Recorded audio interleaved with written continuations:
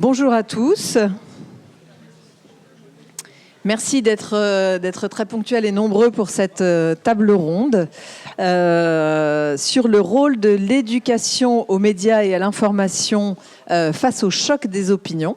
Je suis Élise Colette, je suis journaliste et donc je vais animer cette table ronde. Mais bien sûr, nous ouvrirons tout à l'heure aussi à vos questions. Avant de rentrer dans le vif du sujet, je vais vous présenter nos intervenants. À ma gauche, Raphaël Lupovici, qui est chercheur, Sophia Marchesin, qui est journaliste et intervenante EMI, et Alexandre Poplavski, qui est rédacteur en chef à l'Est républicain et dans d'autres journaux du groupe EBRA, et qui est aussi responsable d'une cellule EMI. Il nous en dira un petit peu plus au sein du groupe EBRA. Cette table ronde est organisée avec La Chance pour la diversité dans les médias, que vous connaissez peut-être, qui est une association qui propose, entre autres, une année de préparation aux écoles de journalisme pour les étudiants boursiers, mais qui œuvre aussi depuis 2018 dans l'éducation aux médias et à l'information auprès de publics plutôt jeunes et parfois peu en contact avec le journalisme. Alors l'époque nous fait baigner dans un climat d'opposition et de radicalité. Le travail journalistique sérieux, sourcé, équilibré, faisant la part belle au contradictoire, devrait nous prémunir face au choc des opinions. Mais face à la masse chaque jour plus grosse des informations en tout genre qui déferlent sur nos écrans, face aussi à des modèles économiques fragiles, la presse et les médias audiovisuels ne parviennent plus à s'imposer d'eux-mêmes comme étant les outils les plus évidents d'information fiable, d'autant que certains d'entre eux entretiennent également un rapport ambigu entre information et opinion. D'un dispositif principalement scolaire, destiné à aiguiser les consciences des plus jeunes sur la compréhension de la fabrication d'une information, l'éducation aux médias et à l'information s'étend dorénavant à de nouveaux publics bien plus larges, qui doutent du travail journalistique et qui ont parfois du mal à faire la distinction entre faits et opinions. Alors l'EMI, l'éducation, je vais dire l'EMI, on va tous comprendre, éducation aux médias et à l'information, peut-elle vraiment contribuer à adoucir ce choc des opinions?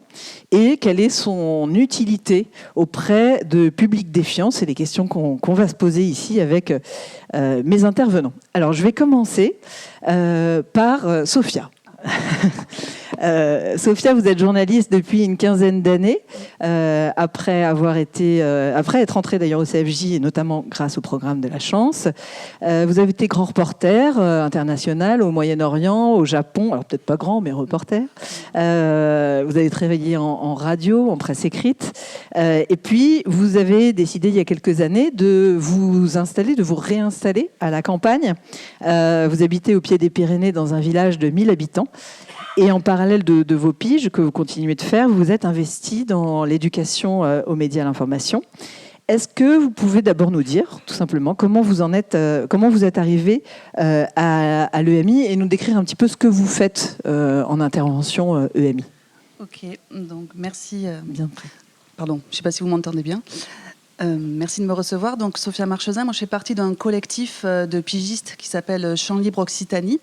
On est une dizaine de reporters qui avons fait le choix de vivre et de travailler à la campagne. C'est presque un choix militant aujourd'hui, puisqu'on en parlera peut-être, mais il y a de moins en moins de professionnels sur le terrain. Et je suis arrivée à l'EMI, alors déjà parce qu'il faut être honnête, j'avais de moins en moins de piges quand je suis arrivée chez moi, dans mon Gers natal. L'EMI commençait tout juste en fait, à se développer via La Chance, via le Club de la Presse Occitanie aussi, qui propose des interventions plus ou moins longues auprès de scolaires. Et j'ai réalisé mes premiers projets plutôt au long cours, c'est-à-dire des projets de 10-12 heures d'ateliers radio dans mon ancien lycée, dans le Gers, avec une classe de terminale. Et un peu par mes propres moyens, parce qu'il y a encore 4, 5, 6 ans de ça, il y avait peu de formation. Et ensuite, j'ai été soutenue par La Chance, puisque je suis extrêmement fidèle à cette association également. Grâce à La Chance, d'ailleurs, je suis devenue journaliste, comme vous l'avez rappelé, et je suis aussi membre de la commission EMI de La Chance. Donc maintenant, je développe de nombreux ateliers, plutôt via des résidences de journalisme financées par des DRAC, un peu le pass culture, quand il y a encore un peu d'argent. Et puis après, je vais chercher des fonds aussi pour travailler avec des publics pas que scolaires. Aujourd'hui, j'essaie d'ouvrir un peu, je veux dire, les ateliers à des... Je travaille avec des personnes en situation de handicap, avec des détenus. J'ai travaillé aussi avec beaucoup de personnes allophones, même avec la radio. Je travaille avec des adultes, des jeunes, enfin voilà, des demandeurs d'asile aussi. J'essaie de diversifier les pratiques et d'amener aussi d'autres personnes que des journalistes dans ces ateliers-là. Donc je travaille avec des artistes, j'ai travaillé avec des chorégraphes, des graphistes, des vidéastes. Voilà, j'essaie d'ouvrir un peu le panel des actions médias. Est-ce que vous pouvez nous parler d'une des dernières résidences que vous avez fait, notamment avec des jeunes et des jeunes agriculteurs, peut-être ? Oui, l'an dernier, avec ma consoeur Marion Touboul, qui elle est journaliste plutôt télé, nous avons réalisé une résidence de journalistes chez moi, dans mon village. Nous avons formé des demandeurs d'asile donc aux techniques vidéo et on a filmé des paysans qui prenaient leur retraite, donc des personnes qui se questionnaient sur la transmission de leur patrimoine.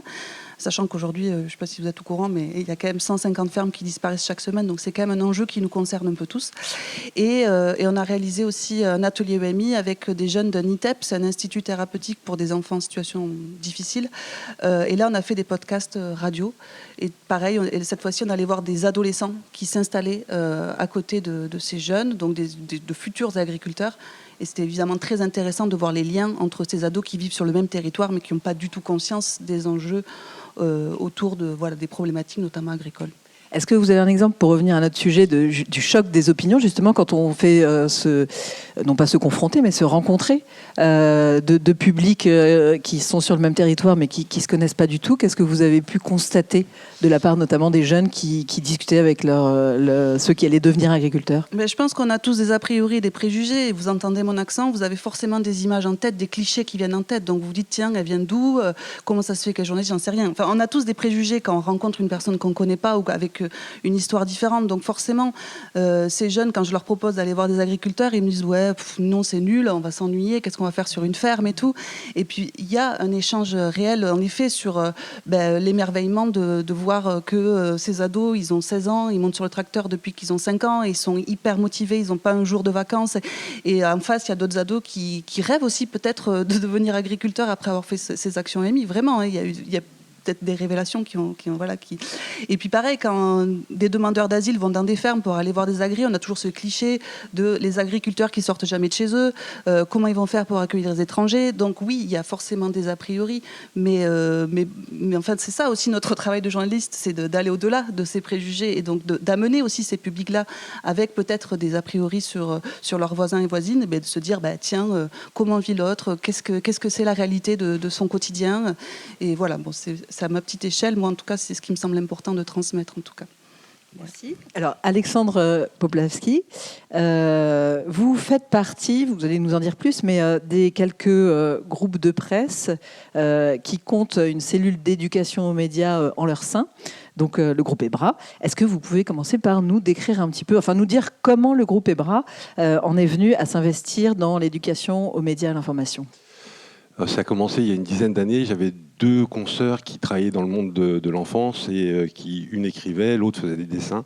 Et elles souhaitaient créer en fait un journal qui avait disparu, puisqu'on avait une longue tradition à l'Esprit républicain de faire des journaux à destination des enfants.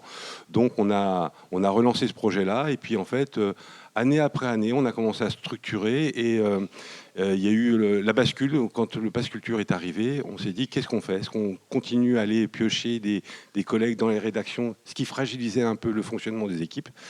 Et donc, on a essayé de mobiliser notre direction en leur disant qu'il vaudrait mieux en fait dédier des journalistes au travail de l'éducation aux médias en permanence. Et donc, on a eu une collègue qui a fondé ce service, puis 2, puis 3. Aujourd'hui, en fait, on a une structure sur Nancy qui compte 3 journalistes à plein temps et elle est renforcée en période où le Pass Culture explose, donc qui n'est plus le cas, mais on est monté jusqu'à 6. Et puis, on a créé une structure sur Strasbourg il y a 2 ans, une autre sur Lyon, et là, on vient de mettre en place une équipe sur Paris. Qui sont les journalistes qui intègrent ces cellules? Alors, ce sont des journalistes qui ont fait beaucoup de terrain, mais la particularité, c'est que dans leur parcours de vie, ils ont aussi enseigné. Parce qu'en fait, on peut tous être, dans nos pratiques journalistiques, avoir une vraie expertise, mais être capable de s'exprimer devant différents publics, selon leur âge, selon leur histoire, c'est pas simple. Et donc, en fait, on a souvent recours à des journalistes qui ont aussi enseigné par le passé et qui travaillent sur plusieurs supports. Donc on fait à la fois de l'écrit, de l'audio et des vidéos. Et quel est l'intérêt d'un grand groupe de presse à s'investir dans l'éducation aux médias et à l'information ? Moi, je pense que c'est pour nous, il y a une sorte d'urgence à sensibiliser tous les publics à appréhender l'information avec un esprit critique. Et alors évidemment, pour nous, ça nous donne une certaine visibilité, hein, on ne va pas le cacher, mais je pense que on nous a permis au sein de mon journal de pouvoir installer ces cellules en nous disant, bon, je vais être un peu rapide, mais c'était, si vous ne perdez pas d'argent, vous pourrez faire de l'éducation média. Donc voilà. Donc le but, c'est chaque fois, c'est d'avoir un budget équilibré. Il n'est pas question de gagner un centime sur ces pratiques, mais au moins de ne pas en perdre. Et donc voilà, tant qu'on arrive à ouvrir nos portes à tous les publics, parce qu'on ne s'adresse pas qu'aux jeunes scolaires, on touche à la fois des étudiants, mais aussi on va dans les maisons de retraite, on va dans les quartiers, dans les bibliothèques, on essaye surtout d'aller dans les zones rurales, hein, qui sont un peu éloignées. Donc nous, on a des territoires comme la Meuse qui sont vraiment... qui n'ont pas l'habitude de voir des journalistes partout. Donc voilà, on essaye de mailler un territoire. Voilà, c'est un peu notre volonté, notre vocation aussi d'être au plus près à la fois de nos lecteurs pour mieux les aider à décrypter l'information. Et la direction du groupe, on voit vraiment son intérêt, alors immédiat j'imagine non, mais à moyen terme ?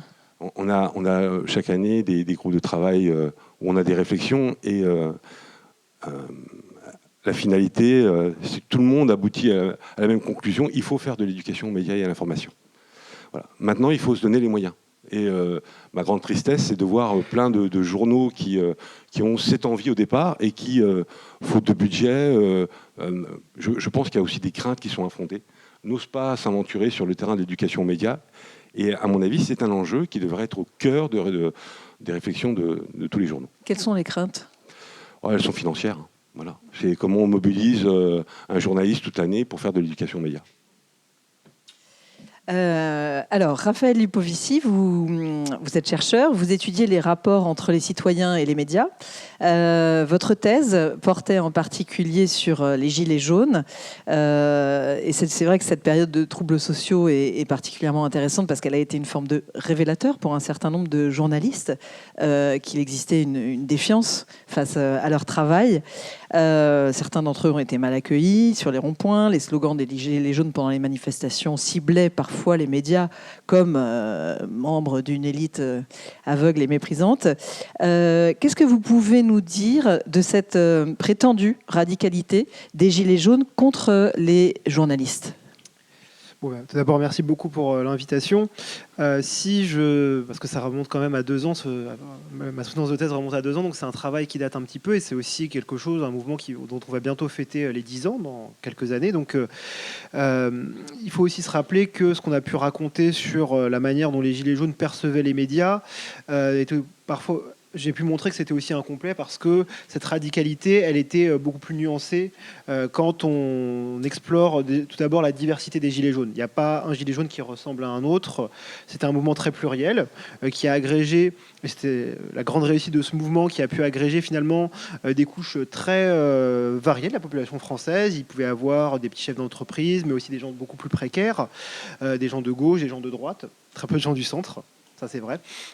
Alors, sur la radicalité qu'avaient les Gilets jaunes vis-à-vis des médias, ce que j'ai pu montrer, c'est qu'effectivement, cette radicalité, finalement, elle était plutôt une conséquence pratique d'une insatisfaction par rapport à des attentes qui n'étaient pas satisfaites, mais par contre des attentes qui n'étaient pas si éloignées des canons traditionnels du journalisme.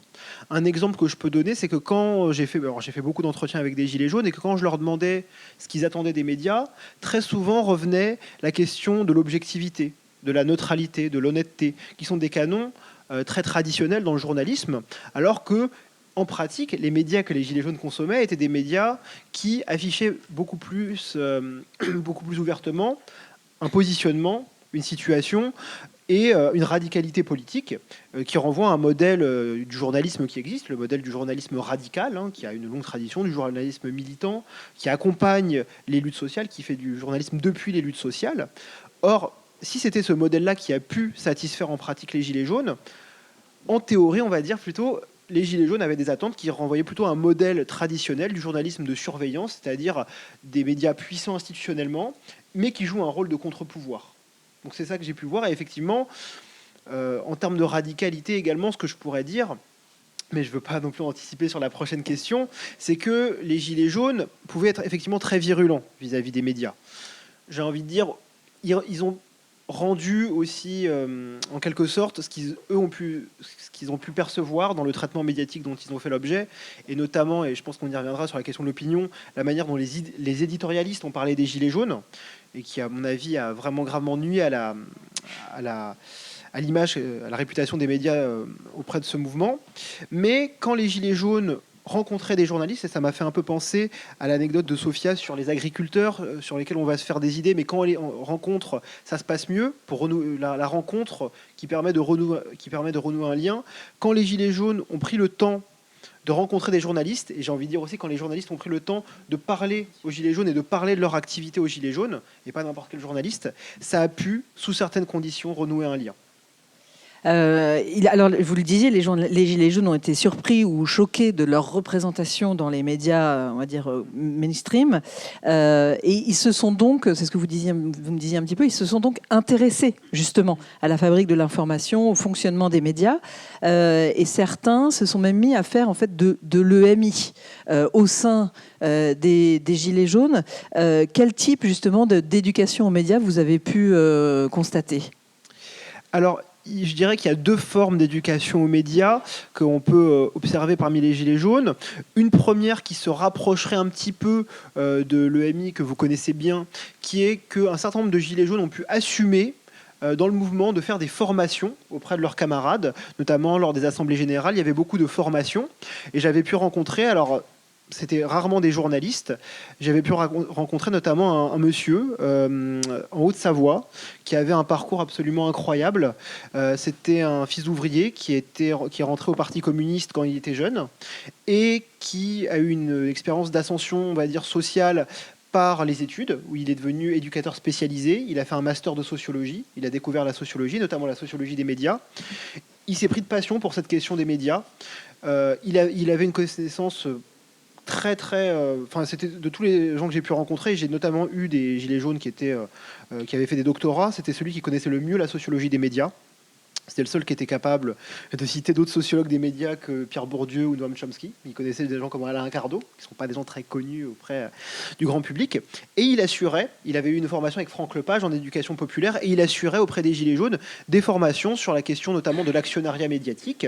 Il avait un discours très nuancé. Par exemple, il y avait ce discours, ce slogan des 9 milliardaires qui détiennent 90% des médias. Il me disait non, quand tu regardes, oui, il y a 9 fortunes, mais c'est plus varié que ça. Quand tu regardes le classement, et il me disait, tu sais, le plus grand groupe de presse en France, c'est ceux qui détiennent Ouest France, et c'est une scope, c'est pas un milliardaire, donc c'est beau. Il avait un discours très très nuancé. Il montrait aux gens qui faisaient les formations, des films de Noam Chomsky, les livres de Aude Lancelin, etc. Donc il y avait ce genre de formation qui existait. Mais le gros de la formation des Gilets jaunes à la question des médias, pour comprendre, parce qu'ils avaient besoin de comprendre, qu'est-ce qui se passe, pourquoi il y a des propos aussi virulents qui nous visent, pourquoi il y a un traitement qui est aussi décalé de notre propre expérience des mobilisations, ça s'est fait par le bas, de manière un peu incidente, où les Gilets jaunes ont diffusé sur les réseaux sociaux numériques notamment des contenus à visée informative sur la question des médias, tirés par exemple de documentaires comme Les Nouveaux Chiens de Garde, des infographies, comme par exemple la fameuse infographie du Monde diplomatique et d'Acrimed sur la propriété des médias, avec également, également des témoignages de journalistes qui pouvaient circuler ici ou là, et à partir de là, justement, donner leur propre interprétation de ces différents contenus. Et je dirais que c'est une éducation aux médias qui s'est faite par le bas, sur la base d'agrégation de témoignages individuels, d'opinions individuelles, de ressentis parfois même. Et c'est sur cette base-là que les Gilets jaunes ont pu prendre conscience qu'ils avaient une vision assez commune du fonctionnement des médias et échafauder avec plus ou moins de réussite des explications et une connaissance du fonctionnement du journalisme.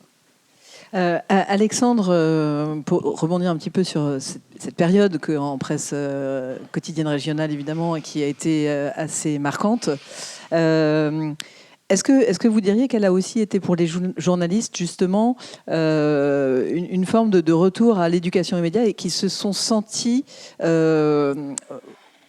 peut-être pas obligés, mais en tout cas, qui devaient expliquer leur métier aux gens qu'ils rencontraient, aux gens sur le terrain. Et est-ce que ça a changé les choses par la suite ?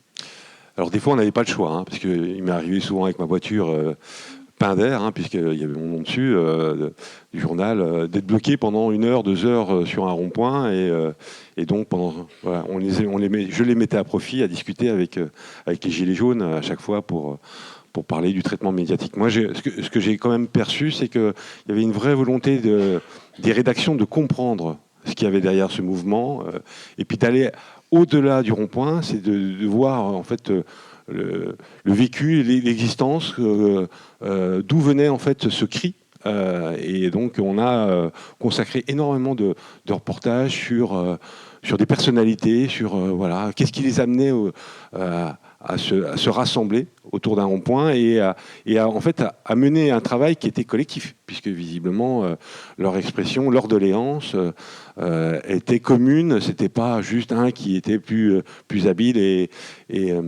donc voilà. Donc moi j'ai vraiment senti ce travail, ce lien qui s'est créé. Voilà, c'était très important pour la rédaction de comprendre ce qui cette mobilisation, voilà, qui a duré quand même. Mais est-ce que ça les a amenés aussi à essayer de réfléchir sur ce que les gens, Gilets jaunes ou d'autres, élargissons un petit peu aussi la discussion, comprenaient de leur métier et de ce que c'était qu'un journal et de ce que c'était qu'un journal de presse régionale en l'occurrence.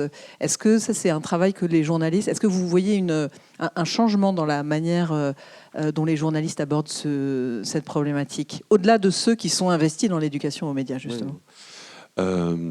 Alors, je vois pas vraiment de grandes différences, en étant très honnête sur le travail. En fait, il y a eu cette période qui a été assez longue où on a beaucoup expliqué comment on travaillait et on a cherché à comprendre d'où venait cette mobilisation.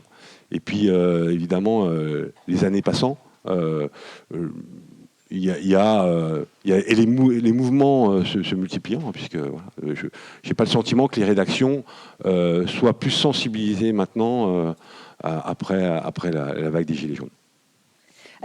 Sophia, vous, quand on a discuté, vous avez aussi décrit une crise de la représentation de la part des publics qui se détournent des médias parce que ce que vous dites, vous les médias, c'est pas ce que je vis. Comment l'éducation aux médias peut-elle répondre à ce sentiment sans pour autant donner l'impression de faire la morale ? Très bonne question. Déjà, je pense qu'il faut qu'on se remette en question, nous les journalistes, avant de parler de EMI, sur notre représentativité. C'est-à-dire qui sont dans les rédactions aujourd'hui. Est-ce qu'il y a beaucoup ici d'enfants de paysans ? Moi, je suis fille de maçon, je ne suis pas sûre qu'il y en ait beaucoup dans cette salle. Les rédacteurs en chef, quand ils choisissent des sujets, peut-être qu'ils ne sont pas forcément touchés par les sujets que je propose, parce que moi, j'ai un vécu aussi, un historique qui n'est pas ceux des red-chefs. Je comprends tout à fait votre position. Mais en tout cas, il y a quand même une différence aussi déjà entre nous, les pigistes, je veux dire, à la base de la base, et ce qu'on entend ou ce qu'on arrive à vendre dans les médias. Ensuite, bien sûr, les jeunes, quand ils me voient, ils me disent « Mais toi, tu as un accent, mais on l'entend jamais ». Je dis « Ben oui, d'ailleurs, quand je travaillais à Radio France, on m'a demandé de l'effacer. » Donc tu l'as encore moins entendu quand je travaillais à France Info. Et là, il y a un souci aussi quand même. Je veux dire, sur comment nous aussi, on entend cette fameuse question de la diversité. Ok, on veut des enfants issus de la diversité, on veut plus de représentativité aussi dans les médias aujourd'hui, grâce à la chance notamment, mais par contre, on enlève certaines spécificités, notamment, je parle de l'accent, qui me touche beaucoup, évidemment. Voilà. Donc, du coup, les jeunes, ils me disent, de toute façon, on ne vous écoute pas, les vieux, là, les adultes, parce que vous ne parlez pas comme nous. Donc, forcément, eh bien, ils vont aller suivre Inoxtag ou d'autres, parce qu'ils ont un langage commun. Et là-dessus, oui, on a une part de responsabilité. Alors, je ne sais plus, votre question était sur la question morale, c'est ça ? Oui, c'est-à-dire quand on fait de l'EMI, comment est-ce qu'on arrive à leur faire passer les messages sans justement arriver avec tu dois faire ci, tu dois suivre ça, tu dois, etc. Déjà, nous, on co-construit. Enfin, je sais pas, je pense que ceux qui font de l'EMI ici, ils n'arrivent pas en disant on va avoir tel projet avec tel prof et tels élèves. Il y a quand même toujours un gros travail en amont de construction des projets. Moi, j'apporte des idées, j'apporte des outils. Mais en fait, le fond, quand on forme les élèves ou les adultes d'ailleurs à nos outils, c'est eux qui vont apporter leurs pattes. Donc, il n'y a pas ce côté, j'allais dire, un peu pyramidal. C'est ça qui est chouette aussi avec l'EMI, c'est qu'on se remet un peu à niveau aussi. Ça ne veut pas dire qu'on travaille moins bien, au contraire. Je trouve qu'il y a cette façon aussi de nous adapter aux attentes des jeunes. Moi, souvent, je leur demande, dans les premiers ateliers, avant de faire, je dis n'importe quoi, un grand reportage en dehors de l'établissement scolaire, je leur dis, mais écrivez-moi une chronique sur un sujet de votre choix, sur un sujet d'actualité qui vous plaît à vous. Et comme ça, peut-être, il va découler peut-être un reportage, une autre idée derrière. Et en fait, il faut partir, bien sûr, de leurs envies. Mais moi, je n'arrive pas en disant, vous voyez, là, j'ai la casquette de journaliste. Non, enfin, bien sûr, j'ai encore une fois peut-être un bagage, peut-être une expérience, mais c'est pas ça qui me définit déjà dans le quotidien, journaliste. Et en plus, j'essaie de leur montrer que oui, on peut être né au fin fond du Gers et arriver à faire ce métier-là, et que voilà, c'est aussi ça, c'est par l'exemple, en étant présent, qu'on peut essayer de donner des clés, mais bon, il n'y a pas de morale derrière, j'espère, enfin, je pense pas. Et est-ce que vous avez déjà eu des expériences avec des gens qui arrivent assez remontés, ou en tout cas avec beaucoup de préjugés sur le journalisme, sur les journalistes ou les médias, et qui évoluent au fil de la résidence, enfin du temps passé à suivre l'éducation aux médias ? Alors, je ne suis pas idyllique, mais je pense qu'il y a une réelle fierté quand même de produire quelque chose. Moi, je fais bien la différence entre les interventions courtes, où on fait de la sensibilisation sur les fake news, tout ça. Bon, il faut dire qu'aujourd'hui, les ados, dans n'importe quel lycée où je vais maintenant, parler des fake news, ils savent très bien ce que c'est. Ils ont des super profs, des profs doc qui font un travail incroyable. Et de plus en plus, je pense que c'est pas là-dessus qu'il faut qu'on mette le focus. Un peu l'IA, d'accord, ok, mais ils savent très bien reconnaître une fausse information. Ils ont les outils de plus en plus. Par contre, quand on fait des productions journalistiques, là, ils sont dans le concret. Ils prennent une caméra, ils vont prendre des photos, ils sont actants. Et là, il y a une réelle fierté, en effet. Alors, est-ce qu'ils vont tous devenir journalistes ? Je ne pense pas. Mais il y a des fois, à la fin des ateliers, quelqu'un qui vient me voir et qui me dit « Ah, mais alors toi, si tu y es arrivé, comment tu as fait ? Je suis qu'en 3e, est-ce que tu crois que… » Et donc là, bien sûr qu'il y a… Enfin, moi, je suis trop fière de ça. Mais déjà, qu'ils prennent conscience que comment on écoute l'autre, comment on pose des questions sans couper la parole, comment on s'intéresse à un sujet qu'on ne connaît pas, enfin, tout ce qu'on a déjà un peu évoqué tout à l'heure, c'est déjà beaucoup. Et peu importe finalement la production. Je partage pleinement ce que tu dis. Je pense aussi que le travail sur le temps long est bénéfique pour nous, pour eux. Voilà, c'est vrai qu'il faut vraiment distinguer entre ces interventions qui sont très courtes, où c'est de la sensibilisation, avec des sujets sur évidemment les fake news. Je crois qu'il y a des études quand même qui le confirment. C'est pas les 18-25 ans ou les plus jeunes qui véhiculent le plus de fausses informations, mais c'est en général les seniors, voilà. Donc il y a des réels enjeux. Donc c'est pour ça que nous, pour l'éducation aux médias, c'est vraiment tous les publics et le travail sur du long terme est surtout bénéfique.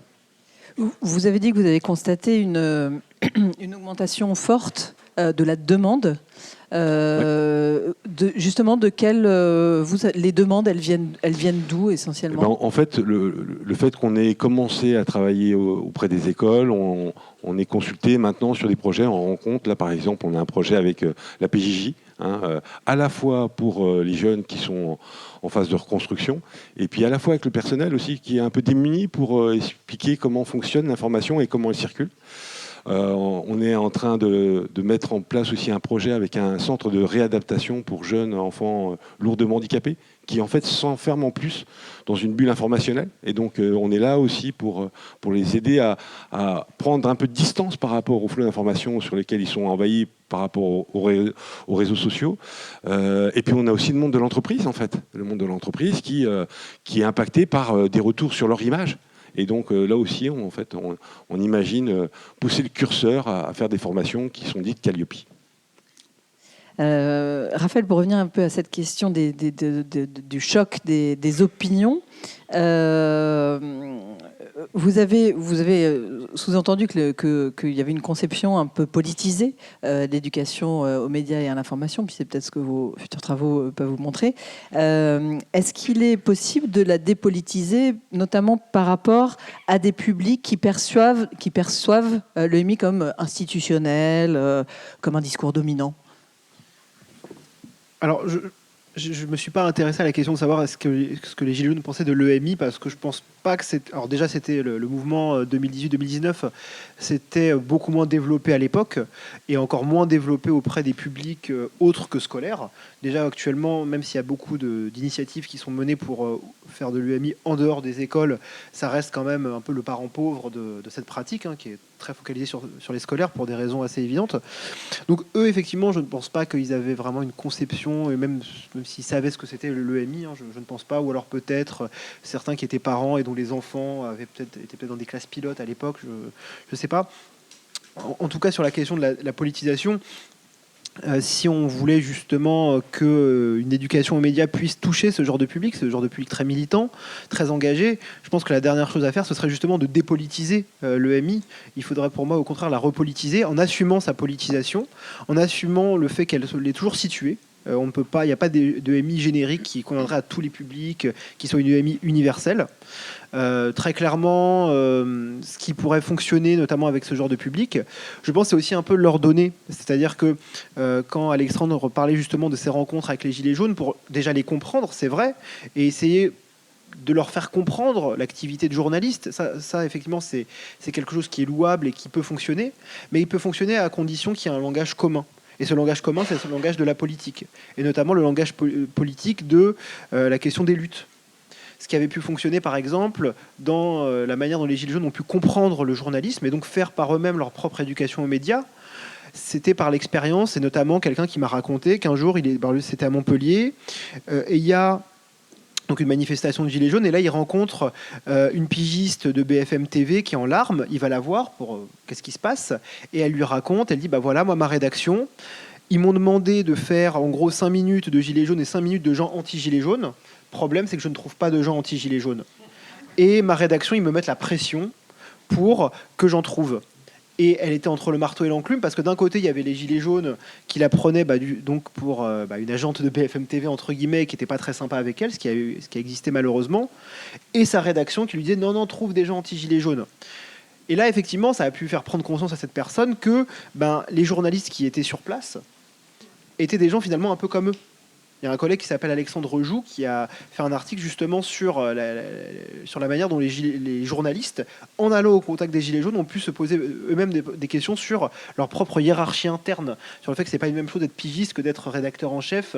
Et je dis pas ça pour vous, Alexandre, mais aussi c'est pas la même chose d'être rédacteur en chef de l'Est républicain et d'être rédacteur en chef du Monde ou de BFM TV, et encore moins d'être éditorialiste. C'est peut-être un petit peu aussi ça qui pourrait fonctionner dans la manière de trouver un langage commun avec les Gilets jaunes. C'est peut-être, alors je sais que c'est pas facile parce que toutes les professions ont un certain corporatisme, c'est peut-être aussi parfois d'avoir des ennemis communs. Je pense que c'est quelque chose aussi, montrer qu'on peut partager avec ces publics-là certaines indignations vis-à-vis du journalisme, et surtout la manière dont le journalisme existe socialement. L'analogie que je prends souvent, je dis que ce qui est bien pour le football français, c'est que leur vitrine, c'est Mbappé. Le problème du journalisme, c'est que la vitrine auprès du public, c'est des gens comme Christophe Barbier ou Caroline Fourest. Ça aide pas à se faire aimer auprès de la population. Et typiquement, montrer qu'on n'est pas comme ces éditorialistes-là, c'est quelque chose qui peut aider à avoir un langage commun et entamer une médiation qui permet justement de faire une émis, mais qui sera forcément politisée, mais par contre qui aura son efficacité en aidant les gilets jaunes, enfin en aidant, pas les gilets jaunes, mais ce genre de public très défiant, à comprendre le fonctionnement du journalisme et comprendre que tous les journalistes ne sont pas forcément des ennemis. Alors, il y a un sujet qui a été beaucoup débattu, évidemment, à l'époque des Gilets jaunes, c'est le complotisme. Donc, vous avez beaucoup aussi étudié ce sujet-là au sein des groupes que vous avez suivis. Une des difficultés en EMI peut être d'aborder justement certains sujets, comme par exemple le complotisme, sans pour autant stigmatiser les publics ou les enfermer dans des étiquettes. Comment est-ce qu'on peut justement cette question du complotisme l'aborder sans tout de suite stigmatiser des gens qui pourraient adhérer à des théories qu'on pourrait dire complotistes? Ça, c'est vrai que c'est très compliqué le complotisme parce que déjà c'est un mot qui est un peu fourre-tout. C'est un mot également qui a une utilisation stigmatisante, ça c'est vrai. Complotiste, c'est pas uniquement une manière de décrire certaines croyances, à savoir, moi spontanément je le définirais comme l'attitude où spontanément on va tenter d'expliquer les choses par des complots plutôt que par autre chose. Mais c'est aussi une manière de disqualifier les personnes parce que ma collègue Isée Vaucher a travaillé là-dessus. Le complotisme, c'est aussi perçu comme un problème, ça a été construit comme un problème public, comme une pathologie sociale et donc à traiter. Et ça, effectivement, si on dit à quelqu'un qu'il est malade et qu'on va le soigner, c'est pas la meilleure manière d'établir un contact.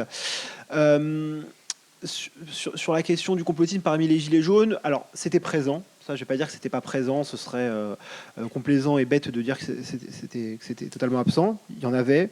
Je dirais qu'il n'y en avait pas autant qu'on a pu le dire. Je pense que c'était certains publics, certaines parties du mouvement des Gilets jaunes.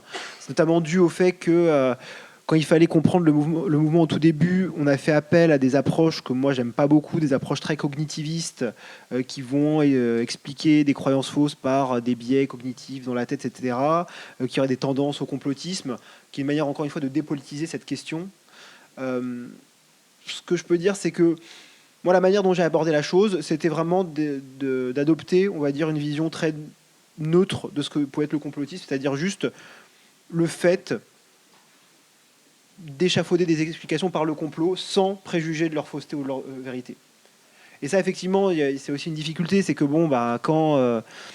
quand des gens comme Brice Couturier vont dire qu'il y a une sorte de partie des médias qui complote contre Emmanuel Macron en faisant la promotion des Gilets jaunes, ou un président de la République qui dit que le mouvement est téléguidé depuis Moscou, c'est un peu compliqué après de faire la leçon à des gens quand ils vont dire, en leur disant oui, vous croyez à des choses fausses, vous voyez, ou vous croyez à des complots. Vous nous stigmatisez, mais vous ne stigmatisez pas les autres qui ont des explications complotistes de ce mouvement social dont il savait que c'était pas un complot qu'il a eu le succès qu'il a eu. Non, je pense qu'il faut revenir effectivement à la question des faits et tout simplement de dire, il y a des choses qui sont vraies, des choses qui sont fausses, et que ça arrive de croire à des choses qui sont fausses, voilà, et on peut argumenter sur le fond pourquoi c'est vrai ou c'est pas vrai, sans rentrer dans l'idée que si vous croyez en ça, vous êtes un malade mental et qu'il faut vous soigner, quoi. Est-ce que, Alexandre, ça justement, revenir aux faits en EMI, ce qui est effectivement une base, d'essayer de transmettre cette notion, c'est des choses que les journalistes qui travaillent dans la cellule d'EMI chez vous remontent de leurs difficultés à faire comprendre ça à leur public? En fait, alors ça dépend quel public, mais on essaye de bien montrer qu'il y a plusieurs façons de faire de l'information. Mais il y a les journaux d'opinion qui grossièrement vont apporter des réponses avant de poser des questions. Et puis il y a ce qu'on essaye nous de mettre en place, c'est-à-dire mettre sur la table toutes les sources d'informations et que le lecteur soit capable d'aller picorer pour se construire en fait son propre avis. Donc c'est un peu ça la difficulté. Évidemment, mes collègues qui interviennent en classe sont confrontés sur certaines thématiques à des remontées de jeunes notamment qui sont convaincus que les journaux déforment l'information, qu'il y a des biais comme vous l'évoquiez, les biais cognitifs. Donc oui, c'est un problème. Et en fait, nous, on travaille toujours à partir de notamment une vidéo où on voit deux groupes en train de de s'affronter à coups de barre. Et cette vidéo est ressortie sur Metz, par exemple. On disait c'est les jeunes de quartier qui s'affrontent. Et en fait, on travaille à partir de cette vidéo et on remonte en fait le lien pour montrer qu'en fait, bah non, c'était deux groupes de supporters helvétiques qui s'affrontaient. Et en fait, on a fait des amalgames à partir de cette vidéo. Et je crois que en travaillant, en fait, en revenant sur les faits, ça leur permet de mieux appréhender l'information. Alors justement, revenir sur les faits, bon, c'est le travail des journalistes. La particularité de l'EMI, c'est qu'elle peut être délivrée par des gens qui sont journalistes et d'autres qui ne le sont pas. Quel est justement, qu'apporte spécifiquement un journaliste dans cet exercice d'éducation aux médias et à l'information ? Alors, on a un jeu quand on intervient déjà dans les écoles élémentaires, c'est qu'on leur dit, il y a un journaliste qui va venir dans votre classe, on parle pendant une demi-heure, et puis au bout d'une demi-heure, on leur dit, mais qu'est-ce qui vous prouve que je suis journaliste ? Voilà. Donc, on les amène à se questionner, et donc, en fait, notre mission, c'est déjà de dire qu'une information, il y a des sources, il faut aller la chercher, et il y a des petites fausses informations qui peuvent avoir des conséquences. Par exemple, moi, il y en a une qu'on cite souvent, c'est est-ce qu'il faut réellement faire 10 000 pas par jour ? En fait, c'est un Japonais, lors des Jeux Olympiques de 1964, qui voulait vendre un podomètre et qui a inventé ce slogan publicitaire. Mais dans l'esprit de beaucoup de jeunes, et puis de nous tous, hein, c'est vrai, en fait. Et donc, à partir de ça, notre travail journalistique, c'est d'expliquer aux jeunes qu'il faut aller sur le site de l'OMS, vérifier qu'en fonction de ton âge, de ta taille, de ton sexe, il faut évidemment marcher, mais pas forcément 10 000 pas, il n'y a pas de valeur scientifique derrière. Voilà. Donc c'est aussi ce travail-là, du contradictoire également, sur lequel on essaye de les amener et d'expliquer que notre place est bien de faire de l'éducation média, parce que honnêtement, je vois de plus en plus de personnes qui ne sont pas journalistes, qui vont faire de l'éducation média, parce qu'ils ont quelques connaissances, mais je pense qu'il faut vraiment que la profession se mobilise pour faire entendre que ce travail d'éducation aux médias et à l'information, c'est aussi notre place. Sophia, vous disiez au tout début que vous travaillez aussi avec d'autres professionnels, justement, dans les ateliers, des artistes. Quel est leur rapport, justement ? Qu'est-ce que ça apporte aux journalistes de faire de l'éducation aux médias avec un autre regard, d'autres professions ? Dans la méthode de travail, forcément, c'est très différent. J'ai réalisé, par exemple, un carnet culinaire. Alors, au début, on se disait, qu'est-ce qu'on va faire avec du journalisme ? Un carnet culinaire. On est allé voir des femmes allophones, migrantes, qui parlaient plus ou moins bien français. On a demandé à des collégiens de les interroger sur un souvenir d'enfance à partir d'une recette venue de chez elles. Et donc, bien sûr, c'était qu'un biais de parler de la recette. Et puis, on les a interrogés sur leur parcours, comment elles sont arrivées ici, etc. Et moi, j'ai travaillé avec un graphiste pour faire tous les dessins. Et les enfants ont fait tous les dessins avec le graphiste. Et je pense qu'on n'est pas du tout sur les mêmes méthodologies de travail, parce que nous, en effet, il fallait qu'on soit très rigoureux sur la captation des interviews, parce qu'on a d'abord enregistré les personnes, ensuite la retranscription des faits, alors que quand je travaille avec des artistes, des fois, ils enrobent un peu plus. Ils me disent « Ah non, mais on peut anonymiser la chose, et puis de toute façon, c'est le message qui passe, qui est beau et tout. » Alors moi, à chaque fois, j'essaie de remettre le champ. Non, on reste vraiment, justement, comme tu disais, sur les faits. Une source est une source. On ne va pas être dans la fiction, là. On crée vraiment un documentaire à partir du réel, quoi. Et voilà, donc c'est peut-être ça, ce décalage, mais moi ça me fait beaucoup de bien aussi je sais pas, j'adore travailler. Là, j'ai fait une collaboration dernièrement avec une chorégraphe. Elle est en train de monter un spectacle sur une légende, enfin qui n'est pas une légende, mais qui est née pas loin de là où j'habite, dans les Pyrénées, autour d'une femme, bref, qui aurait vécu toute nue dans la montagne. Et donc, moi, mon travail, c'est d'aller faire vraiment un travail d'investigation sur ça, pour nourrir son spectacle. Et ça se passe très, très bien, parce qu'elle va vraiment partir de ce fait. Bon, après, elle va peut-être l'embellir, je ne sais pas ce qu'elle va en faire, mais en tout cas, elle veut, à la base, l'histoire, comment elle est née, d'où elle est sortie, qui l'a diffusée, etc. Donc, moi, ça, c'est mon travail d'enquêtrice, et j'aime bien aussi faire ces petites passerelles. Mais c'est très récent. Enfin, je pense qu'on est très très peu à faire ces ponts-là. Et puis ça, c'est ma sensibilité aussi, peut-être personnelle, mais en général, quand même, je travaille surtout sur des ateliers de co-création avec des journalistes ou des profs, des professeurs ou des éduques. Enfin, ça dépend de la structure qui nous accueille, quoi. Et alors justement, en termes de sensibilité, puisque vous faites les deux, le travail de journaliste et d'intervenante EMI, qu'est-ce que vous préférez ? Oh là là. Que vous... Est-ce que c'est deux métiers distincts déjà ? Ben, oui, quand même, parce que j'ai presque un rôle de coordinatrice de projet quand je suis plutôt avec la casquette EMI, puisque un peu comme un red chef, je ne sais pas si c'est le bon terme, en tout cas, quand on crée une production sonore avec des personnes qui sont enfin, qui n'ont jamais utilisé un micro ou quoi, ben forcément, moi, je fais tout le travail de montage. Il y a vraiment, je prends un peu de recul par rapport au sujet. Et quand je suis journaliste, ben, je suis toute seule. Donc, ouais, en plus, en étant pigiste, je suis très, très seule. Mais je ne sais pas. Vous pouvez reposer la question ?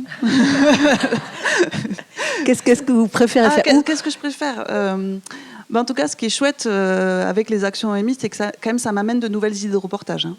C'est-à-dire que des fois, je reviens et j'envoie un mail aux rédactions avec lesquelles je m'entends très bien. Je leur dis, tiens, là, il s'est passé ça. Est-ce que ça te dit d'acheter ce sujet-là ? J'ai du mal à vendre les projets EMI. Malheureusement, souvent, ce ne sont pas des projets qui sont faits par les jeunes qui intéressent encore les médias. J'aimerais un peu plus, d'ailleurs, mettre en avant, parce que là, pour moi, il y a un gros souci de diffusion aussi des productions. Mais ça m'amène de nouvelles idées, et surtout du terrain. Enfin, moi, je suis une grande défenseuse du terrain. Il y en a de moins en moins de reportages. Des enquêtes, pour en vendre aujourd'hui, c'est quand même compliqué. Il y a de moins en moins d'espace aussi d'expression et de diffusion pour du long. Donc, du coup, quand je fais des actions EMI, j'ai ce sentiment aussi d'être avec des jeunes dont je ne connais pas les problématiques, etc. Donc, c'est un retour aussi à la source, quoi. Et est-ce qu'il n'y a pas... Je pourrais juste faire une petite précision, parce que nous, par exemple, pendant la semaine de la presse à l'école, qui dure, puisque chez nous, elle va s'étendre jusqu'au 28 avril, l'une de nos missions, c'est d'organiser des conférences de rédaction décentralisées dans les établissements scolaires. Et donc, pendant tous les lundis, en fait, j'emmène une équipe dans les différents départements, aller dans un établissement, et on fait la conférence autour d'élèves.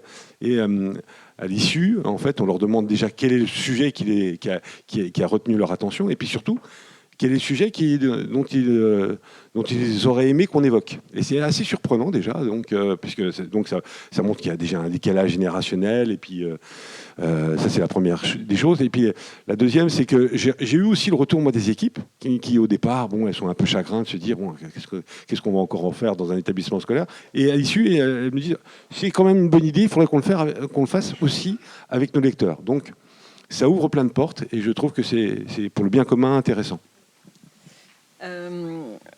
Sophia, je voulais rebondir, mais peut-être aussi Alexandre. Vous nous avez un petit peu expliqué, puis je pense que beaucoup de gens dans cette salle le savent, que les conditions de travail, et notamment des pigistes, sont difficiles.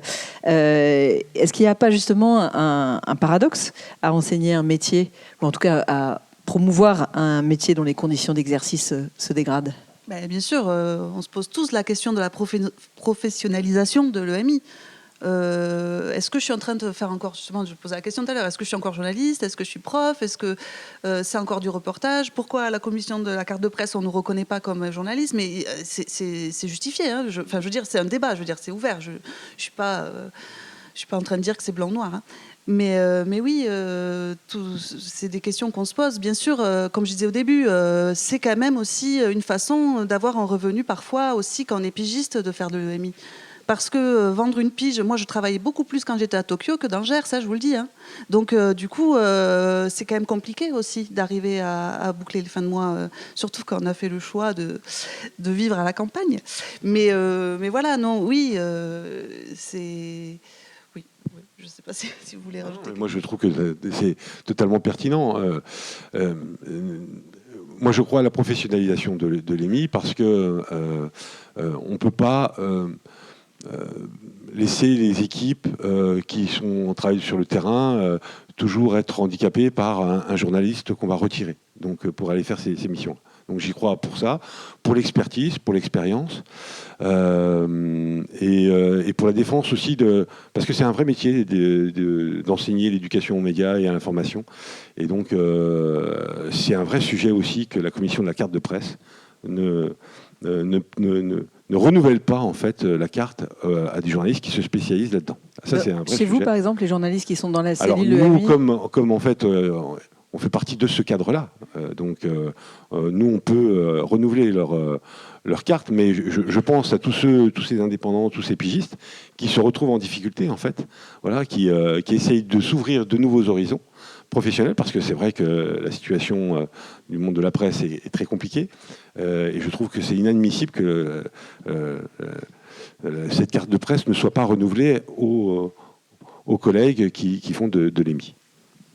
Non, je voulais juste ajouter, quand on fait de l'EMI dans un territoire comme le mien, où il y a quasiment plus de reporters présents, c'est-à-dire c'est super quand il y a des gros faits d'actu, il y a plein de journalistes de Toulouse ou de Paris qui viennent chez moi, et très bien. Donc, sauf qu'au quotidien, il n'y a personne. Enfin, moi, je suis toute seule au sud de la Haute-de-Garonne.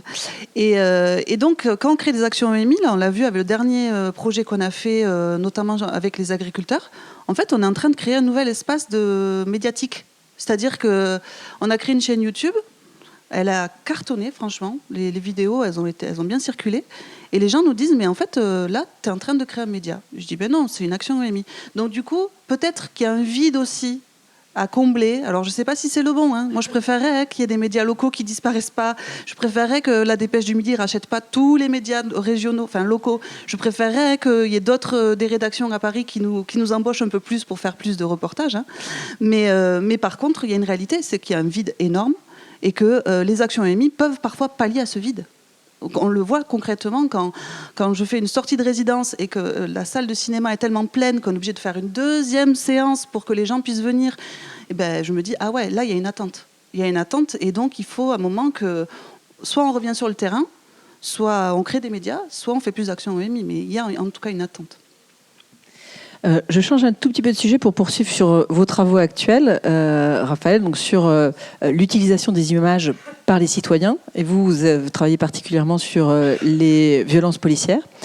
Est-ce que vous constatez, quel degré de connaissance de la part donc, des gens que vous suivez, des citoyens qui utilisent justement ces images, quel est leur degré de connaissance des médias et de l'information, constatez-vous ? Alors, particulièrement sur cette question des violences policières, on est dans le choc des opinions aussi. Alors, c'est un projet qui vient de commencer, donc ça vient de démarrer ce mois-ci, le mois de mars, donc j'ai pas encore eu la joie de faire des entretiens avec les militants qui travaillent sur cette question. Ce que je peux dire, c'est que je sais il y a beaucoup de militants qui ont quand même maintenant l'habitude de travailler avec des journalistes.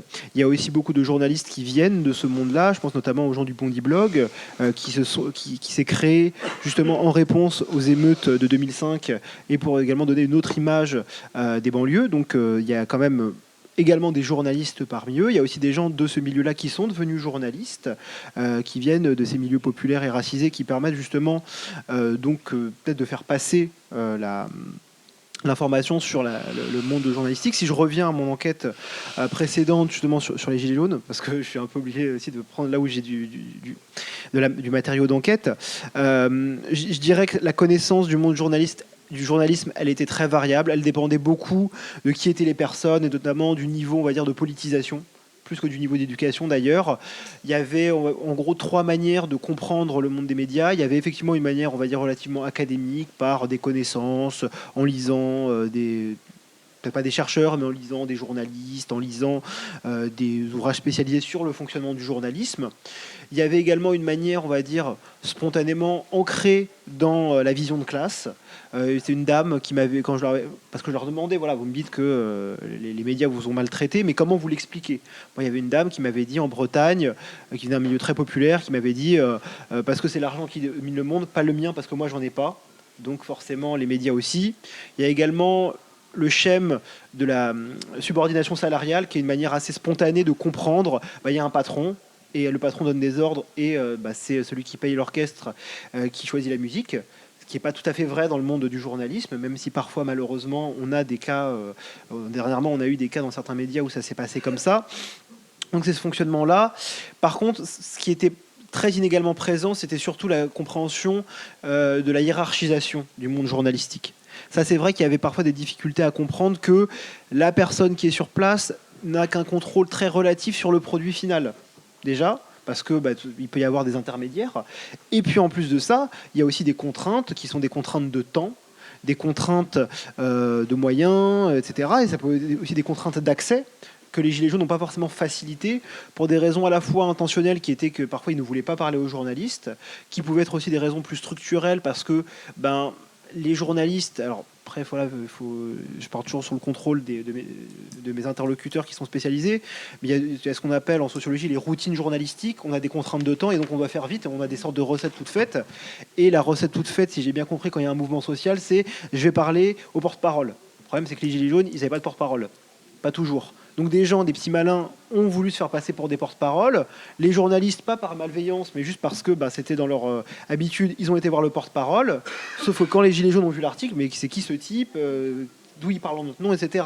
Et du coup, ça a pu nourrir un ressentiment. Et ça, effectivement, ou alors l'idée qu'ils avaient très souvent, c'était le montage, quoi. Il y a des journalistes qui sont sur place et ensuite, il y a des monteurs, on ne sait pas où, ils vont manipuler l'image. Et c'est pour ça que leur idéal journalistique, c'était... un format qui existait à l'époque sur Euronews qui s'appelait No Comment, où en fait il y avait juste des rushs. Voilà, et eux c'est ce qu'ils voulaient. Ils me disaient parfois RT France c'est bien, ils mettent juste des rushs. Voilà. Et comme ça on sait que c'est pas manipulé. Bon, c'est quand même très limité comme idéal journalistique. Il faut qu'il y ait un cadrage, il faut qu'il y ait une éditorialisation, il faut donner du sens à ces images parce que sinon c'est pas du journalisme, c'est juste de la diffusion d'images et c'est pas. Il y a une perte quand même qualitative qui se fait. Voilà ce que je peux vous dire sur la compréhension qu'ils avaient du fonctionnement du journalisme. Donc très inégal selon leurs ressources sociales, mais avec quand même une tendance à accumuler des connaissances au fur et à mesure du mouvement, pour peu qu'il y avait quand même soit des rencontres fortuites qui permettaient de trouver des interlocuteurs dans lesquels on se reconnaissait, à qui on pouvait faire un petit peu confiance, et aussi parce qu'il y avait une envie. Et c'est vrai qu'il y avait des gens qui n'avaient pas du tout envie de comprendre quoi que ce soit, qui étaient très très en colère et qui restaient sur cette colère-là. Pour terminer, avant d'ouvrir les questions au public, est-ce que tous les deux, vous arrivez à mesurer, vous avez une idée de l'impact que vos actions d'EMI ont dans ce domaine justement de la compréhension des opinions, du choc des opinions? Est-ce que c'est quelque chose... Alors, j'imagine que c'est très difficile à mesurer, mais est-ce que c'est des choses que vous pouvez un petit peu constater? Alors, j'ai pas de mesure. En revanche, l'étalon, pour moi, c'est le fait que toutes les personnes qui nous sollicitent au départ reviennent vers nous pour faire une saison 2, saison 3, saison 4. Voilà. Et donc, cette fidélité, dire aussi qu'on ne veut pas travailler que sur du one-shot, on veut vraiment travailler sur une fidélisation, fait que, voilà, pour nous, c'est vraiment la bonne mesure. Après, la restitution, en fait, nous, on s'engage à chaque fois où on est passé de revenir pour compléter, accompagner. Et donc, dans les écoles, on a fait un journal. L'année suivante, si on nous appelle, on vient et on remarque en fait qu'il y a une amélioration en fait, du travail qui est mené. Ça, c'est sûr. Oui, nous aussi, il y a une réelle fidélisation, je vois, avec la chance, notamment des partenariats qui se nouent avec certains établissements scolaires. Alors, je prends toujours mon exemple, mais j'ai travaillé 2-3 années de suite avec le même lycée. Il y a comme je disais tout à l'heure, aussi des jeunes qui viennent à la fin des séances parfois et qui disent « Ah ouais, c'est ça, d'accord, mais ça donne trop envie et tout ». Bon, je calme le jeu des fois, je dis « Ok, oui, mais il y a d'autres réalités, mais on en reparlera ». Mais oui, et puis à la chance, notamment, je crois que Tristan, tu pourras le confirmer, mais on a vu des anciens qui ont été formés dans les actions, dans les EMI, qui après sont arrivés à la prépa La Chance pour essayer de passer les concours, pour peut-être un jour rentrer dans une rédac ou devenir pigiste, peu importe, mais en tout cas, ils passent le pas. Ils passent ce fameux blocage, ce frein qu'on a beaucoup quand on n'est pas issu du milieu. Donc peut-être que là, en effet, on peut constater quelque chose de plutôt vertueux. Oui. Merci beaucoup. Est-ce qu'il y a des questions dans la salle ?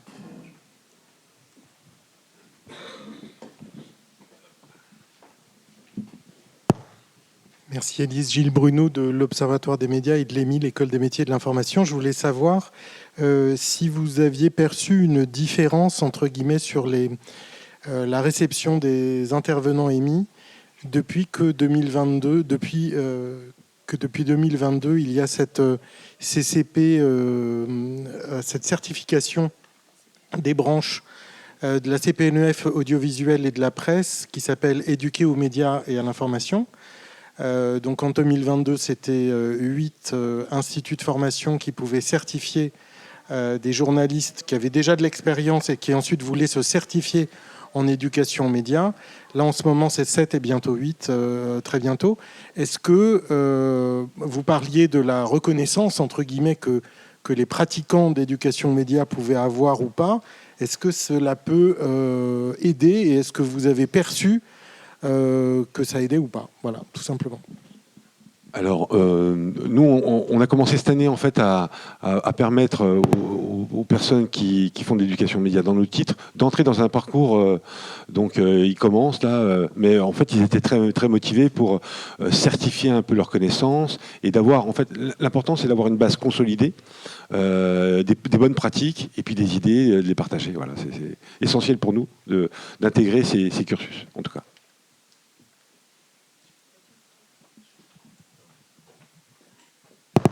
Oui, je me permets d'apporter un petit éclairage. Je suis en plein dans la formation. Je suis journaliste. Ça fait 8 ans que je fais de l'EMI en autodidacte, à l'intuition, sur les questions de migration. Donc on est bien dans le choc des opinions. Et je suis en train de faire cette certification, de la passer avec la FAP. Ça permet vraiment de voir où on en est, d'interroger nos pratiques et surtout de découvrir le champ des possibles en termes d'ateliers, de créativité. Et ça permet de dialoguer aussi. On était une dizaine de journalistes, dialoguer, d'échanger autour de nos pratiques. Enfin, très sincèrement, je recommande, même si je ne suis pas encore certifiée, parce qu'il y a un passage devant jury, c'est très sérieux, mais vraiment, je nous recommande cette certification. Je n'ai pas d'intérêt au sein de la CPNEF. Mais... Non, mais moi, surtout, ce n'était pas forcément pour vendre la formation, parce qu'en effet, nous, on va faire partie de un des instituts de formation qui la délivre, enfin, qui forme pour la certification. C'est les CPNEF qui certifient, attention. Mais c'était justement par rapport ensuite aux gens et au public. Est-ce que le tampon, au-delà de conforter le journaliste qui, justement, a des bases, etc., et se sent peut-être plus fort ou mieux armé, est-ce que, pour justifier, entre guillemets, les choses, est-ce que, par exemple, un jour, par rapport à la commission de la carte, etc., le fait d'avoir ce tampon certifié pourrait-il servir à quelque chose? Je ne sais pas. Alors, je pense que c'est une bonne idée. Pour les publics qui sont tout de suite touchés par ce tampon, c'est le monde professionnel, les entreprises. Voilà. Donc là, pour le coup, ça a une vraie visibilité pour les écoles, quand on intervient dans les médiathèques ou les maisons de retraite. Là, c'est moins impactant. Bonjour, Dominique. Moi, je suis bénévole dans une web TV associative qui est à Châteauroux. Et je confirme pour la formation avec la FAP que je connais bien. Et peut-être par rapport au fait que les journalistes fassent de l'EMI, c'est bien, mais aussi aujourd'hui, la question de l'EMI, c'est aussi une véritable question à la citoyenneté, globalement, pour tout le monde.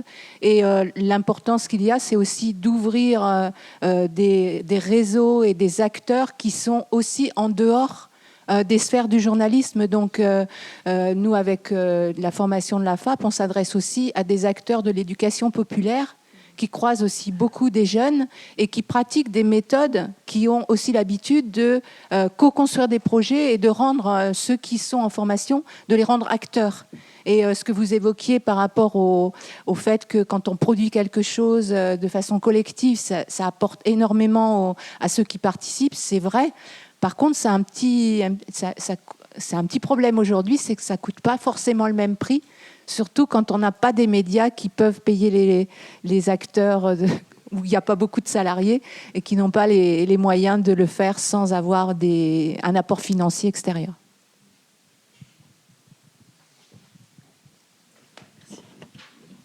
Je dis souvent que je suis pigiste bénévole parce que, bon, pour un mois d'enquête en presse écrite et être payé 700-800 euros, ça fait quand même pas cher payé, pour des grands médias nationaux d'ailleurs. Mais oui, il y a du bénévolat, évidemment. Il y a beaucoup de bénévolat dans l'EMI. La post-production, souvent, c'est quand même nous qui la faisons, que ce soit pour la presse écrite, la télé. Donc, oui, il faut se questionner aussi sur comment on finance les longs projets. Parce que forcément, il arrive un moment où le journaliste qui s'investit dans ce type de long projet va donner beaucoup plus que ce qui est écrit sur sa fiche de salaire, ça c'est sûr.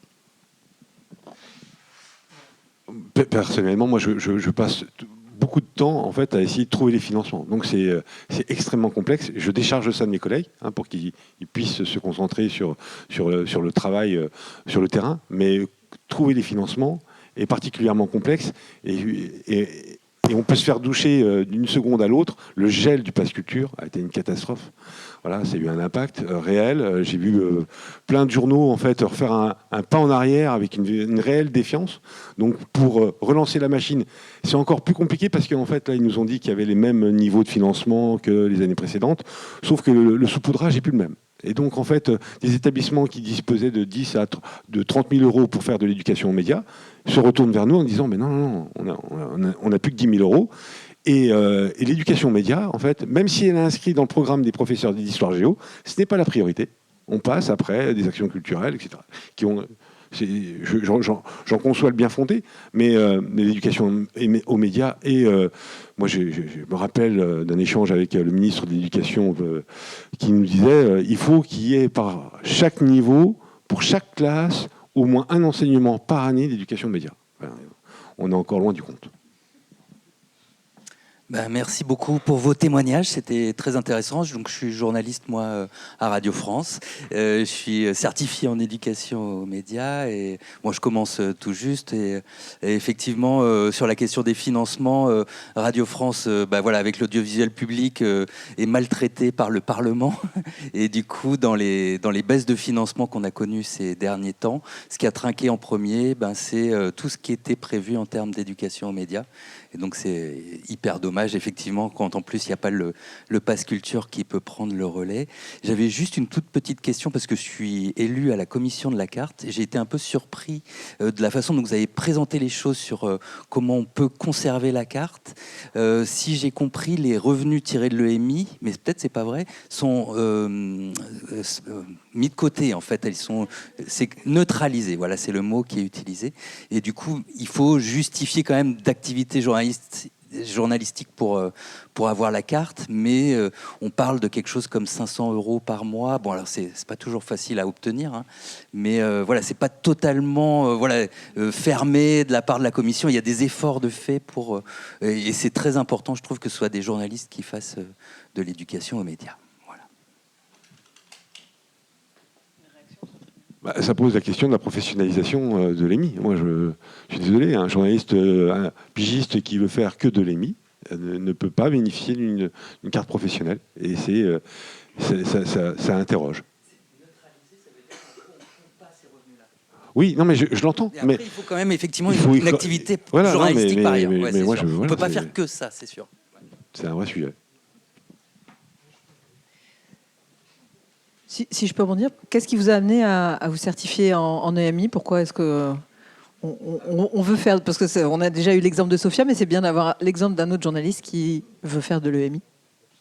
Moi, c'est tout simple, c'est la chance de bosser à Radio France. Il y avait des places ouvertes dans une formation qui est à peu près annuelle, ou au début, même c'était plusieurs fois par an.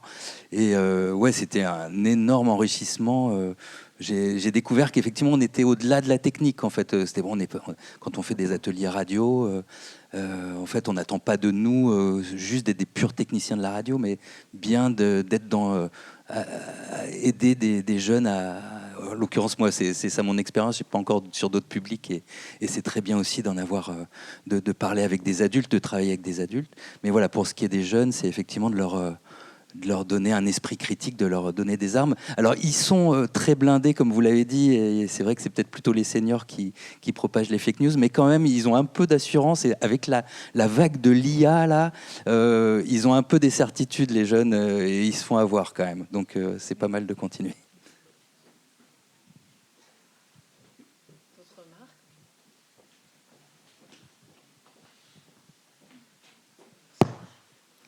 Bonjour.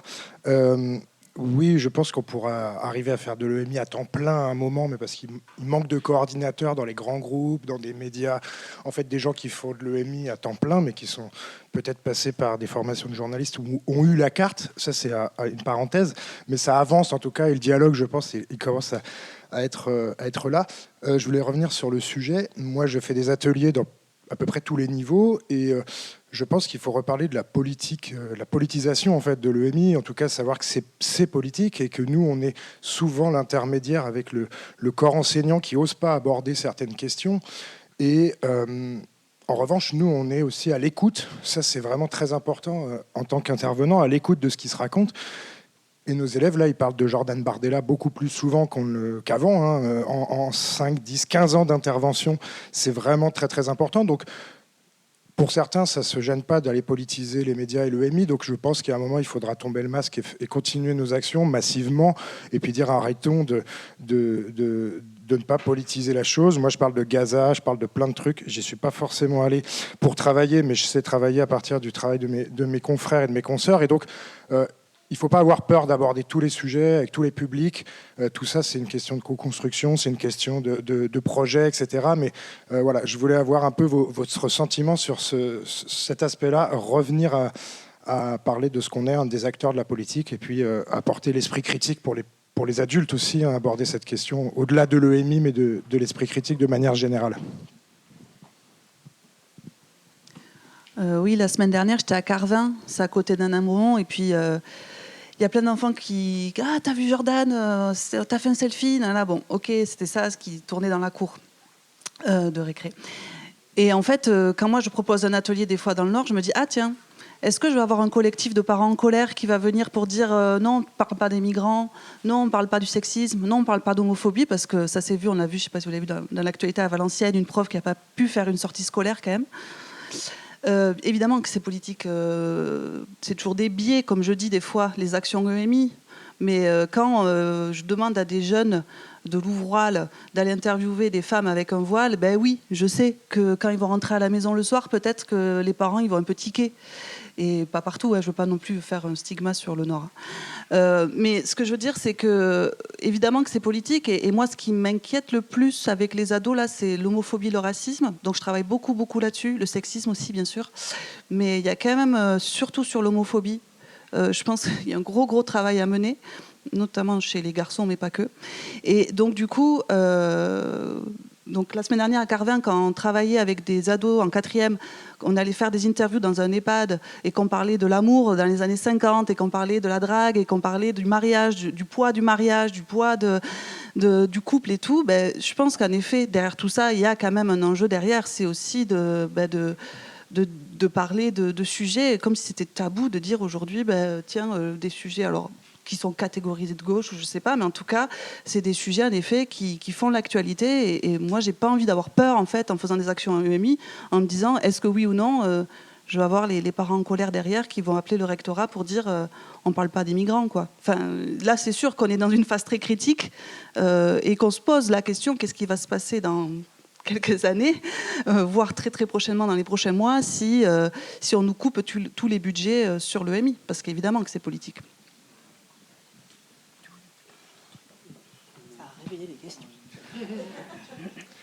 Bonjour, est-ce que dans la continuité du sujet que vous évoquiez, dans la formation qui est faite pour pouvoir devenir formateur EMI, c'est un aspect qui est pris en compte, ces difficultés d'échange, parce que moi je suis étudiant dans une école et j'ai fait plusieurs projets EMI au cours de mes études.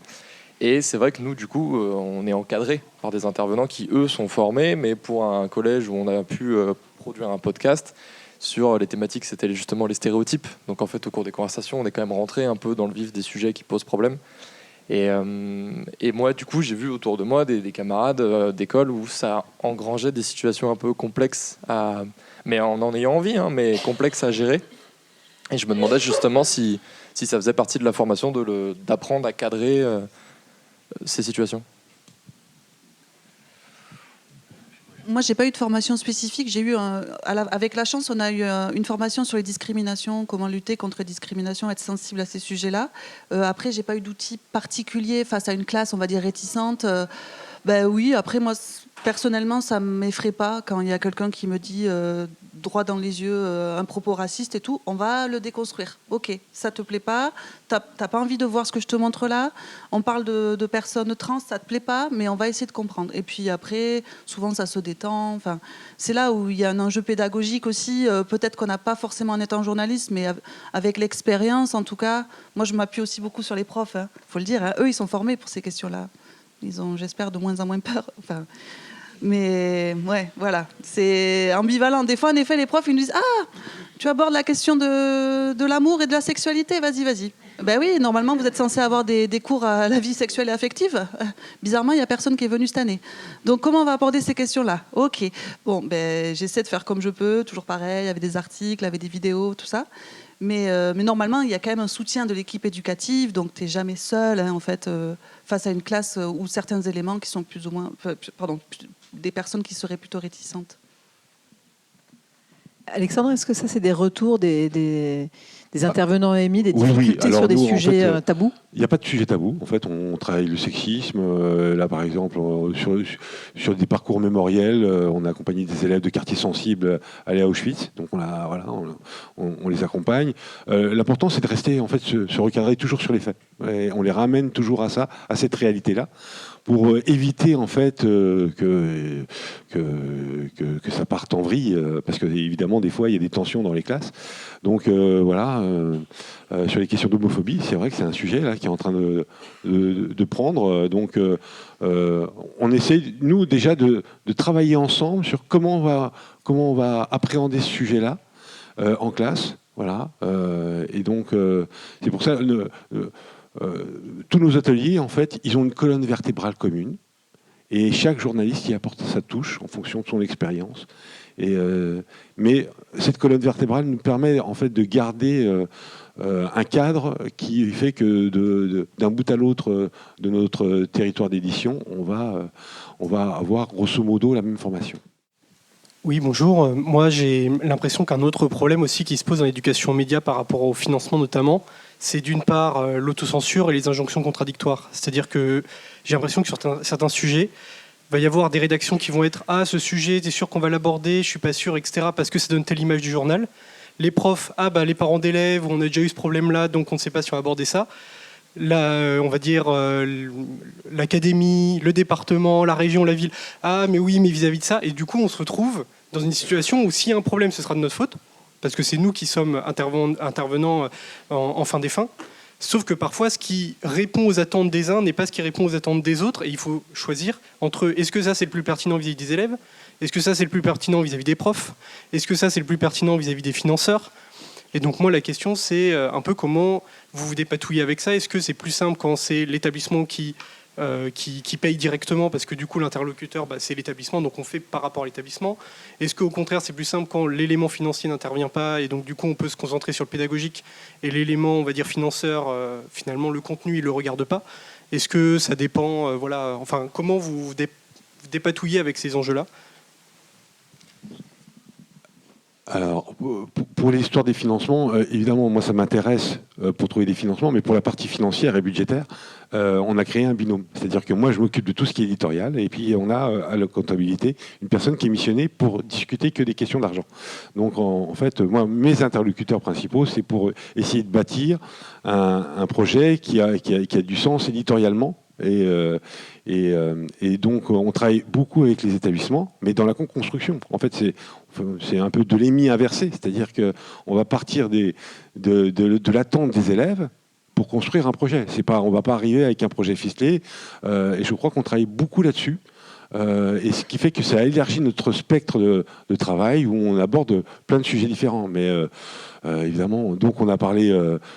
hormis certains ateliers sur les fake news scientifiques, qui sont un peu calibrés et qui sont des ateliers courts, tout le travail est de bâtir avec les interlocuteurs un projet autour d'une thématique qu'on aura déterminée ensemble.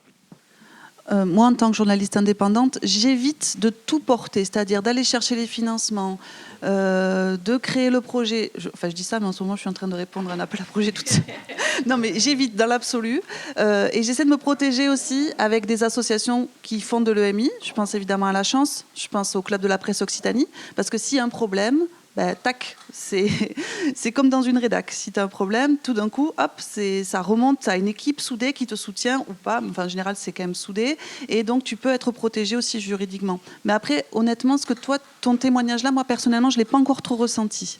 Tu vois, les pressions, encore une fois, il y a toujours ce petit truc qui plane quand même.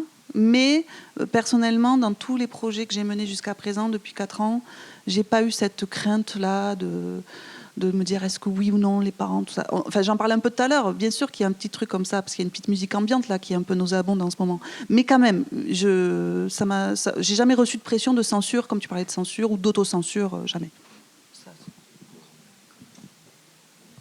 Oui, alors moi je suis aussi élue à la commission de la carte et je voulais revenir pour donner quelques informations. D'abord, pour dire que la commission de la carte, c'est un organisme paritaire. Il y a des employeurs et il y a des journalistes et il y a des syndicats employeurs, des syndicats de journalistes. Il y a donc des sensibilités différentes et des gens qui sont plus volontaires pour faire bouger les choses et d'autres un peu moins volontaires. En tout cas, il y a un groupe de travail qui va se rouvrir sur la question de l'EMI. Et moi, j'ai bon espoir que les choses bougent parce qu'il y a la base qui pousse. Voilà. Et que ça, c'est important. Et que moi, en tout cas, ce que je veux dire, c'est que c'est très important quand vous remplissez vos dossiers de dire que vous faites de l'EMI et de dire la part que ça représente dans vos revenus. C'est hyper important parce que aujourd'hui, ce qu'on relève, nous, dans les statistiques de la CCIJP, c'est qu'il n'y en a pas tant que ça des journalistes qui font. Mais quand on va sur le terrain, on voit bien qu'il y a autre chose, il y a une autre réalité. Donc, que ce soit parce que c'est plus ou moins du bénévolat, parce que c'est pas payé en salaire, c'est pas grave, marquez-le, indiquez-le dans vos dossiers. Si vous voulez que ça bouge, c'est comme ça que ça le fera. Voilà, c'était ça que je voulais dire. Ok, pardon. Merci beaucoup pour les interventions. Moi, donc je suis médiateur numérique dans une médiathèque à côté de Chinon. Moi, j'avais 2 questions. Le premier, c'est justement, on a parlé très rapidement des complots. En fait, je trouve ça assez intéressant. Je voulais savoir comment vous abordiez justement ce thème-là, dans le sens où il y a des complots qui sont, entre guillemets, révélés vrais. Je pense par exemple aux ingérences de la CIA, etc. Ensuite, avec les déclassifications, on a vu que c'était réel. Il y a aussi évidemment des complots fausses. Et en fait, on peut expliquer pourquoi la Terre en fait n'est pas plate, par exemple. Et il y a des choses un peu plus ambiguës. Par exemple, la mort d'Epstein, comment est-ce qu'on l'aborde ? Parce que c'est un complot, mais il y a quand même encore des choses qui vont dans l'autre sens, etc. Donc bref, c'est assez complexe. Je voulais savoir comment vous abordiez. La deuxième chose que je voulais dire, c'est aussi comment vous abordiez la critique média. Parce que, par exemple, je trouve qu'au-delà de l'opinion et de l'info, il y a une troisième voie qui est un peu la citation. C'est-à-dire que quand on ne connaît pas trop, on va juste citer, par exemple, souvent des chefs d'entreprise de la tech. Moi, je prends l'exemple de la tech puisque le numérique, je m'intéresse beaucoup. Et comme c'est un sujet qui est assez complexe, on va souvent en fait, avoir tendance à juste un peu faire suivre l'information, mais sans vraiment la retravailler, etc. Et par exemple, il y a eu l'affaire de Luc Julia, qui a été présenté comme un expert IA, alors que c'était pas tant que ça. Et donc, je voulais savoir aussi ces critiques médias, notamment des experts, etc., surveiller tout ça. Merci. Alors, forcément, je ne vais pas pouvoir parler du point de vue des formateurs en éducation aux médias et à l'information. Par contre, ça me permet quand même aussi de rebondir sur ce qui a été dit avant sur la politisation de l'EMI. Je pense que sur cette question, et notamment du point de vue du public, et comment une éducation aux médias peut justement renouer une certaine confiance avec les publics, je pense qu'il faut vraiment partir de griefs qui sont bien réels, notamment sur ces histoires de complotisme et je pense aussi de prétention de la part des médias à donner une information d'une certaine qualité qui va être ensuite perçue comme n'étant pas de si bonne qualité. Déjà sur la question du complotisme, forcément, oui, il y a des complots qui sont vrais, des complots qui sont faux, et je pense, à titre personnel, je pense qu'effectivement c'est une étiquette qui pose plus de problèmes, qui crée plus de problèmes, le complotisme, qu'elle n'en résout. C'est quand même quelque chose qui a été beaucoup marqué par en fait des phénomènes de défiance collective, notamment à l'époque du Covid, etc. Et je voulais justement revenir sur cette question de la politisation, c'est parce qu'il y a effectivement la question du vrai et du faux. Mais je pense que cette question du vrai et du faux, elle est totalement nécessaire, ça c'est indiscutable, mais elle est totalement insuffisante pour renouer la confiance. Parce qu'il peut y avoir des faits qui sont tout à fait avérés, mais une information, c'est pas juste est-ce qu'elle est vraie, est-ce qu'elle est fausse, c'est est-ce qu'elle est pertinente politiquement. Et l'information, c'est pas juste une dépêche AFP, c'est pas juste dire il s'est passé ça. L'information, elle se construit déjà par sa répétition. Combien de fois on va en parler ? Parce qui va lui donner son importance et comment on va en parler. Là, il y a un exemple qui m'a beaucoup choqué ces derniers jours, c'est avec l'Iran. Là, sur LCI, ils sont en boucle pour nous raconter le sauvetage du soldat américain, qui est un cadrage qui reproduit les schémas des films hollywoodiens, un peu de propagande du Pentagone, un sauvetage héroïque, regardez quel professionnalisme des forces spéciales américaines, etc. Et à l'inverse, on n'a évoqué que très très très brièvement le fait qu'il y a une bombe américaine ou israélienne qui a tué 160 fillettes dans une école en Iran. Les deux faits sont avérés. Du point de vue de la véracité, les médias ils sont clean, ils peuvent dire bah non, on a dit c'était avéré, c'est bon. Mais on voit bien que rabattre le sauvetage du soldat américain, c'est-à-dire en parler beaucoup, ça va lui donner une importance, en parler de manière héroïque, ça va lui donner une légitimité, ne parler que très peu du meurtre de ces fillettes iraniennes, ça laisse entendre que bah, c'est pas si grave que ça. Et ça, je pense que c'est quelque chose qui nourrit totalement la défiance des publics. Parce qu'à force de leur dire « Non mais regardez, cette info, elle a été vérifiée, c'est vrai », ils vont dire « Oui, ok, mais en fait, est-ce que c'était vraiment important d'en parler ? Pourquoi vous ne parlez pas de ça ?» etc. Et ça, je pense qu'effectivement, c'est quelque chose qui... Encore une fois, je ne suis pas formateur à l'EMI, mais je pense que c'est une interrogation constante qu'on doit avoir, et c'est peut-être aussi la question que j'ai envie de vous poser. Vous parlez de vérifier les informations, mais est-ce que vous parlez des cadrages ? Est-ce que vous parlez de comment on décrypte la manière dont on parle d'un fait ? La manière dont justement il peut y avoir un positionnement journalistique, forcément, à un moment ou à un autre. Et là, je suis entièrement d'accord, il faut tomber le masque, il faut dire, voilà, bah, là, il y a un journal comme Le Monde diplomatique, qui est plutôt très à gauche, il y a un journal comme Le Figaro, qui est très à droite. Il y a des journaux qui vont tenter de construire une neutralité, mais pareil, la neutralité, ça se construit. Il y a des artifices journalistiques qui permettent de la construire. Il ne s'agit pas de dire c'est bien ou c'est pas bien, mais de comprendre pourquoi les journalistes le font, pourquoi c'est comme ça. Et plus on comprend les mécanismes professionnels, mais également politiques de la construction de l'information, plus on arrive à renouer une certaine confiance avec les médias. Typiquement, la plupart des gens disent « Moi, ça ne me dérange pas que cet éditorialiste, il ne pense pas comme moi. L'important, c'est qu'il le dise et qu'il le dise pourquoi. Qu'il ne fasse pas semblant que qu'il soit neutre. » Eh ben... non, en étant sincère, en fait, à chaque intervention, quand on a une base, nous, pour mener les ateliers, on s'attache à dire qu'il y a des journaux d'opinion et qu'il y a une diversité, une pluralité des médias et qu'il faut les accepter. Nous, on a un positionnement qu'on défend, qui décide d'approcher la neutralité, mais on reconnaît aussi tout le travail des autres et leur engagement. Mais on le précise à chaque fois. Oui, moi aussi, à un moment, je travaillais pour le JDD et aujourd'hui, j'explique ce que c'est que le JDD et j'explique très bien qu'il y a eu un basculement dans la rédaction, que quand je bossais pour le JDD en 2017, c'est plus tout ce qui se passe aujourd'hui et je réponds aussi à toutes ces questions-là sur... le fait qu'on soit à la solde de je ne sais pas quel grand groupe, enfin des groupes existants, mais aussi il y a toute une mythologie plus ou moins réelle autour du complotisme et des médias qui gouverneraient, enfin qui contrôleraient le monde avec les politiques, etc. Et j'explique aussi tout ça, bien sûr. Après, moi personnellement, pour répondre à la question comment aborder les complots, pareil, je reviens toujours aux sources, à la diversité des sources. Je dis qui parle, dans quel contexte, le fameux angle aussi, mais pourquoi on a parlé beaucoup de ce sujet-là et moins de ce sujet-là. Et à partir souvent de vidéos qui sont dans l'actu. Et après, comment aborder, la question c'était comment aborder la critique des médias. Là aussi, forcément en étant pigiste, je pense que j'ai pas la même expérience qu'un Red Chef. En travaillant pour la radio, j'ai pas la même expérience qu'un pigiste pour la télé, parce que attention, le mot pigiste, c'est un fourre-tout. On n'a pas du tout les mêmes salaires quand on bosse pour Arte ou quand on bosse pour Radio France, quand on est pigiste. Donc du coup, je pense que j'essaie aussi de montrer toute la complexité de notre profession. Et c'est vrai, tu parlais tout à l'heure d'aller contre, et il y a des journalistes qui se mettent un peu contre, et de se positionner contre, ça fait qu'on a l'impression des fois d'être un peu plus proche des personnes avec lesquelles on converse. Et moi, j'avoue que je suis dans une position un peu entre deux, parce que j'adore mon métier, j'adore ma profession, je la critique beaucoup aussi. Je pense que je fais partie de la catégorie des précaires. En même temps, je suis extrêmement fière de faire ce que je fais des fois. Enfin, c'est hyper complexe, c'est pas du tout... Et des fois, je leur dis aussi, aujourd'hui... ça va pas, mais demain ça va aller mieux, et voilà. Donc j'essaie d'être claire aussi par rapport à moi, mon propre ressenti vis-à-vis de la profession aussi, qui est pas du tout stable comme quelqu'un en poste en CDI, c'est sûr. rebondir là-dessus justement. Enfin, l'idée que j'avais, c'était aussi vraiment de casser la distance. Je pense que c'est très important que le journaliste casse la distance avec le public.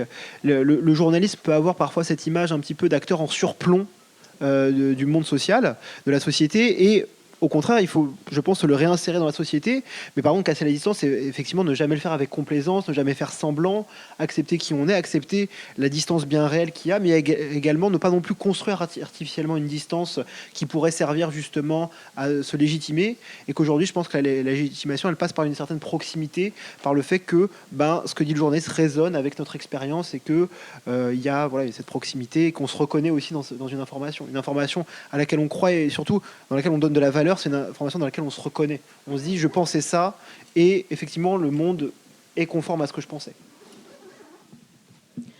Bonjour, merci beaucoup pour la qualité des échanges. Je suis donc journaliste pigiste aussi, et je fais de l'EMI depuis maintenant 6 ans. J'avais une question par rapport à l'évolution de ce milieu. J'ai l'impression qu'on est passé des journalistes qui cherchent aussi un sens à leur métier en allant sur le terrain pour faire de l'EMI à titre souvent bénévole. Bon, en tout cas, c'est comme ça que j'ai commencé. À une industrie, un marché, un business, avec du coup une certification, avec du coup un revenu, parfois conséquent, avec les résidences notamment. Et du coup, je me demandais ce que vous en pensiez. Est-ce que c'est une bonne chose ou pas que ça devienne une économie avec les dérives qu'on peut connaître peut-être? Parce que moi, j'ai vu aujourd'hui des communicants aussi qui font de l'EMI. Alors la question, c'est est-ce que seuls les journalistes peuvent faire de l'EMI? Et enfin, je voulais finir en me posant cette question. Est-ce qu'on dit EMI ou EMI? Parce que moi, en tant que journaliste, parfois, j'interroge des acteurs de l'EMI. Et du coup, j'entends parfois EMI. Et donc, c'est important pour moi de prononcer correctement l'éducation aux médias, l'information. Et donc, voilà, je posais cette question. Est-ce qu'on dit EMI ou EMI? Merci beaucoup. Alors, qui veut répondre à ces questions? Je crois que... alors, moi, je dis EMI. Alors, peut-être que je me trompe, mais en tout cas, personnellement, je dis EMI. Je pense qu'il faut qu'il y ait de plus en plus de journalistes qui parlent de leur métier à des publics qui sont impactés par plein de sources d'informations qui peuvent se révéler fausses. Avec l'IA, on est quand même rendu à un monde de fabrication industrielle de fausses informations qui exige en fait qu'on soit un peu des ambassadeurs auprès de tous les publics sur comment se construit une information. Alors oui, il faut pouvoir dégager des gens pour effectuer ces missions. Notre entreprise est une entreprise privée, c'est pas une entreprise à mission. Il faut évidemment qu'on ait un cadre qui permette... Moi, je veux pas gagner d'argent, je veux juste qu'on rentabilise l'intervention. Voilà, c'est tout. Et qu'on l'équilibre.